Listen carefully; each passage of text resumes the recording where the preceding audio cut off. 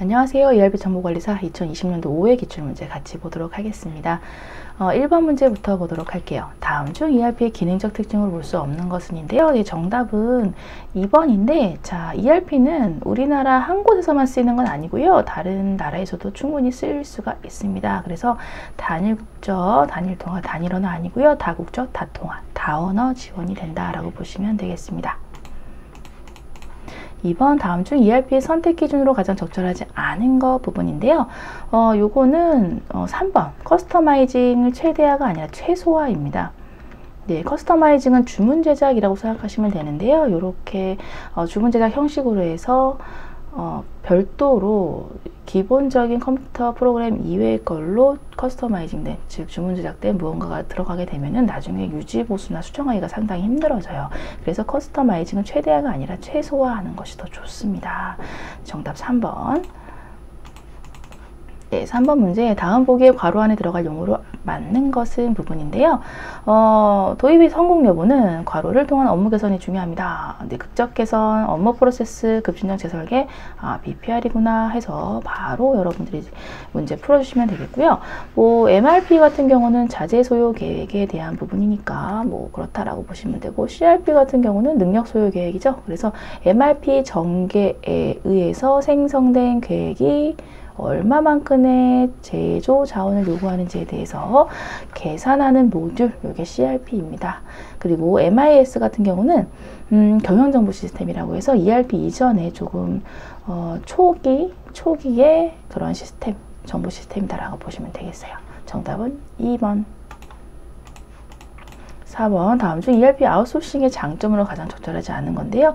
네, ERP를 자체 개발하는 경우도 있고요. 아웃소싱하는 경우도 있는데, 아웃소싱을 하게 되면은 이러한 인적 자원 절약할 수 있다라는 거, 기술력 부족 위험 요소 제거할 수 있다라는 거, 이런 거 지식 획득할 수 있다라는 건 상당히 좋지만, 아웃소싱 업체에 의존성이 생길 수가 있다라는 부분입니다. 그래서 이건 단점이에요. 그래서 3번으로 골라주시면 되겠네요.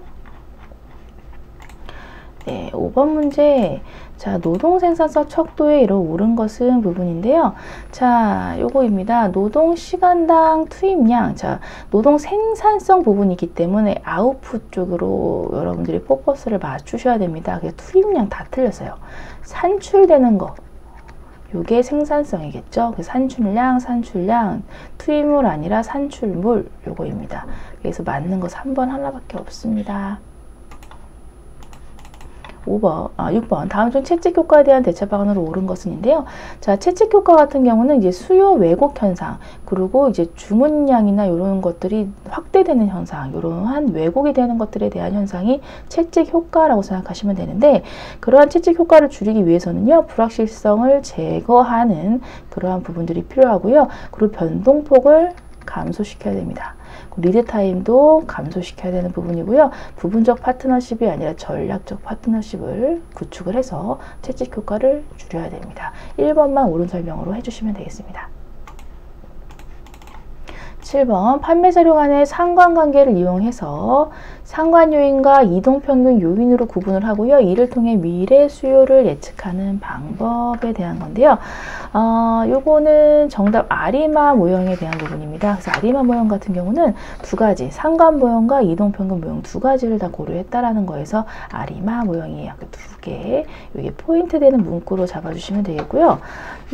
이동 평균법 같은 경우는 제품의 판매량을 기준으로 일정 기간별로 산출한 평균 추세를 통해서 미래 수요를 예측하는 방법이 이동평균법입니다. 지수평활법은 평할 상수를 이용해서 미래에 관련된 그러한 평균을 계산하는, 추세를 계산하는 게 지수평활법이라고 생각하시면 돼요. 패널 동의법 같은 경우는 이제 다양한 패널들을 모아요. 경영자도 될 수 있고요. 판매원, 소비자 다 이제 패널들이 될 수가 있겠죠. 그런 사람들의 동의를 가지고 동의된 어떠한 결과값 이런 것들, 의견을 가지고 수요 예측하는 방법, 미래 수요 예측하는 방법이 패널 동의법이다 라고 보시면 되겠습니다. 8번 액체, 기체 혹은 분말 성질을 가진 석유, 화학, 가스, 음료수, 주류, 철강 등의 제품에 적용되는 생산 방식입니다. 액체, 기체, 분말 이런 성질의 것은 이제 흐름 생산 방식을 통해서 이제 생산 방식이 되어지는 부분이고요. 그리고 개별 생산 방식, 프로젝트 생산 방식, 반복 생산 방식 같은 경우는 이런 거라고 생각하시면 됩니다. 자, 개별 생산 방식 같은 경우는 항공기나 이런 가구나 기계 장비 같은 그 주문자 요구에 따라서 개별적으로 생산되는 방식이다라고 보시면 되겠습니다. 그리고 프로젝트 생산 방식 같은 경우는 건물이나 교량, 배 이런 것들에 대한 생산 방식, 이런 것들이 프로젝트 생산 방식에 해당되고요. 반복 생산 방식 같은 경우는 연속 생산 방식이라고도 얘기를 하는데 연속적으로 되는 거다 보니까 아무래도 일반적으로 대량으로 생산되는 그러한 대량 생산품들이 좀 된다라고 생각하시면 되겠습니다. 9번, 제조 전략에 따른 생산 형태에서 리드 타임이 가장 오래 걸리는 생산 형태인데요. 네, 리드 타임 같은 경우는 이제 생산이 시작되면서 끝나는 그러한 시간, 그걸 리드 타임이라고 생각하시면 되는데, 자, 지금 보면은 메이크 투 스탁 같은 경우는요. 네, 이거는 고객의 주문에 맞추어 공급하는 전략 요거입니다. 그래서 이미 만들어진 거예요. 이미 만들어진 재고를 가지고 있고요. 그리고 요거를 주문이 들어오면 그냥 바로 제공해 주는 방식입니다. 그래서 메이크 투 스탁 같은 경우는 가장 리드 타임이 짧은 거라고 생각하시면 되고요. 자, 어셈블 투 오더 부분입니다. 요거 주문 조립 생산 부분이고요. 이거는 반제품을 재고로 보관하고 있어요. 그러다가 고객의 주문에 맞춰 조립한 후에 제품을 공급합니다. 라는 부분입니다. 그래서 메이크 투 스탁보다는 조금 더 리드 타임이 좀 오래 걸린다라고 생각하시면 되겠고요. 메이크 투 오더. 예, 요거는 오더가 들어오는 순간, 즉 주문이 들어오는 순간에 원자재 가공부터 해서 생산이 들어가는 거예요. 메이크 만드는 겁니다. 그래서 요거는 이제 어셈블 투 오더보다 더 좀 오래 걸린다. 그래서 순서대로 하면 가장 짧고요. 조금 더 길고. 그리고 엔지니어 투 오더. 이거는 주문이 들어오면 설계부터 들어가요. 엔지니어. 설계부터 들어가기 때문에 가장 오래 걸립니다. 그래서 4번으로 해서 맞춰주시면 되겠습니다. 10번, 자, 총괄 생산 계획의 전략에 대한 대화입니다. 옳게 말한 사람을 보기에서 모두 고르세요 라는 부분인데, 자, 총괄 생산 계획 APP라고도 얘기를 하는 부분인데요.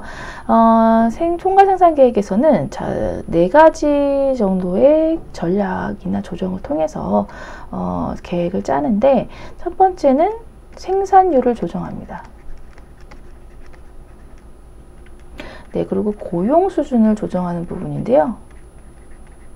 고용 수준 조정에서는 이제 고용을 하는 경우, 그리고 해고를 하는 경우를 2가지로 나눌 수가 있습니다. 그리고 재고 수준을 조정할 수도 있고요. 네, 그리고 하청을 주는 경우, 이런 것들도 있습니다.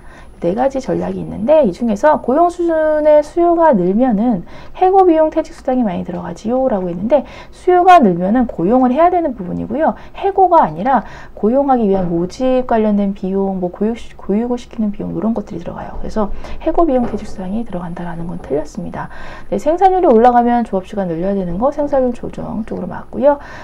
재고 유지해야지요 맞고요. 능력 모자라면 하청 줘야지요 맞습니다. 민서주의 지민이 잘 얘기했네요. 정답 4번.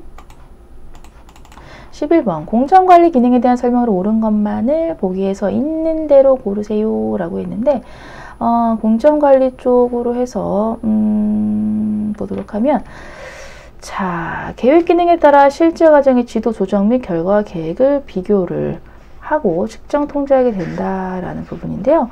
자, 지금 공정계획에서는 공정계획에서는 자, 네, 계획 기능, 그렇죠. 계획 기능에 따라서, 계획을 비교, 측정 통제하게 되는 것들, 네, 맞습니다. 공정관리 기능 맞아요. 그래서, 일단 계획하고요, 통제하고 공정관리 기능이 감사, 감시, 이러한 기능이 3가지가 있어요. 그래서 계획, 통제, 감사 기능인데, 뭐 계획하고 측정 통제한다라는 걸로 해서 뭐 맞죠? 네, 맞고요. 작업의 순서와 방법을 결정하고 일정 계획을 통해서 공정별 작업의 착수 시기와 완성일자를 결정해서 납기를 유지하게 한다라는 거. 네, 이게 계획 기능에 해당되는 거라서 맞습니다. 계획 기능에 대한 내용이에요. 맞고요. 생산 시스템의 능력을 전체 입장에서 파악해서 조정해 나가는 계획을 말하고 있다라는 부분인데 요거는요. 총괄 생산 계획에 대한 내용입니다. 그래서 틀렸고요. 리을 계획과 실행의 결과를 비교 검토해 차이를 나타내고 원인 분석합니다. 요게 감사에 대한 부분이네요. 네, 그렇게 해서 리을 번도 맞습니다. 라는 거. 네, 그렇게 해서 좀 나눠보면 기억이 통제에 대한 거, 니은은 계획에 대한 거, 리을은 감사에 대한 거라고 생각하시면 조금 더 구분하기가 쉬울 것 같습니다. 4번 정답. 12번 공정 분석에서 사용되는 공정 중에서 계획적인 보관이고요. 자, 다음에 가공 조립으로 허가 없이 이동하는 것이 금지되어 있는 거. 계획적인 보관입니다. 라는 거에서 저장이에요. 그래서 계획적인 부분은 저장이고요. 계획적이지 않은 부분은 대기나 정체로 생각하시면 되겠습니다. 그래서 요거를 공정기호로 조금 정리해 보면요. 자, 가공은요. 동그라미 이렇게 표시가 되고요.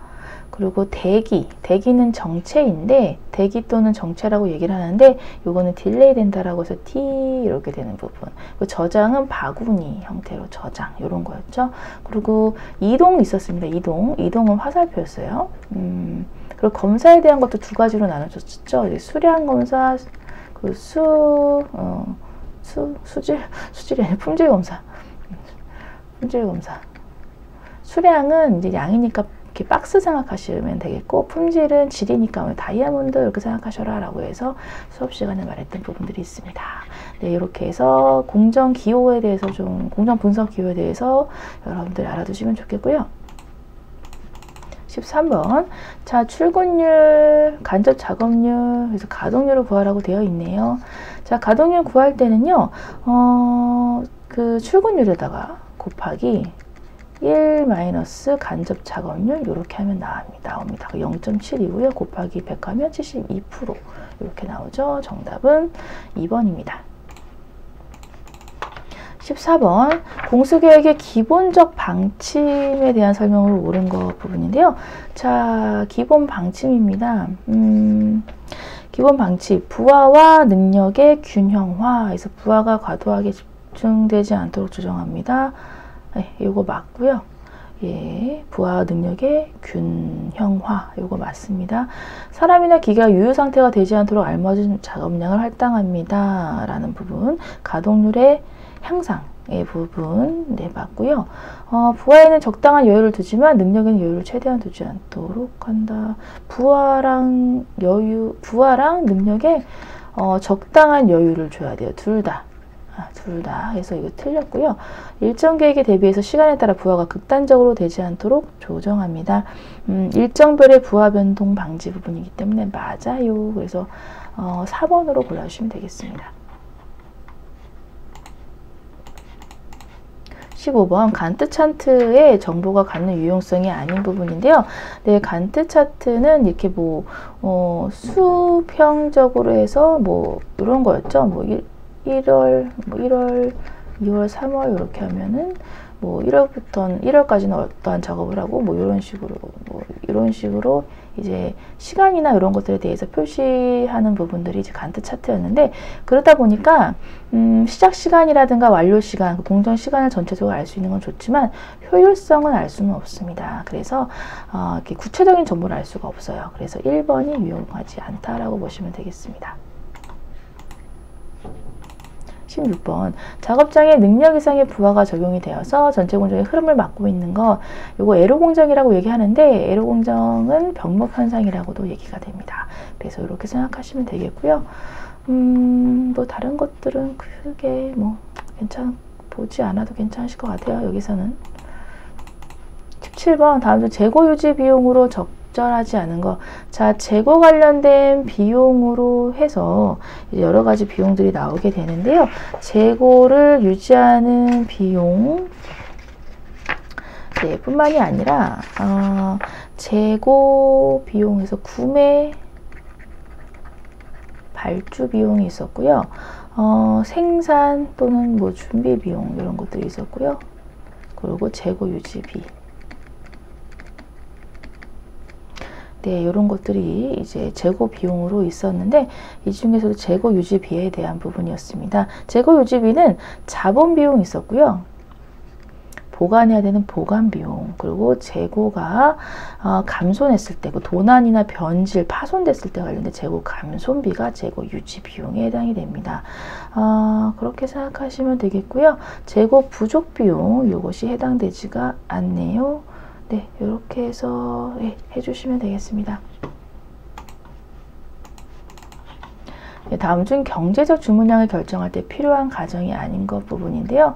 자, 경제적 주문량 부분입니다. 요거는 여러 품목에 대하여 적용되지 않습니다. 단일 품목.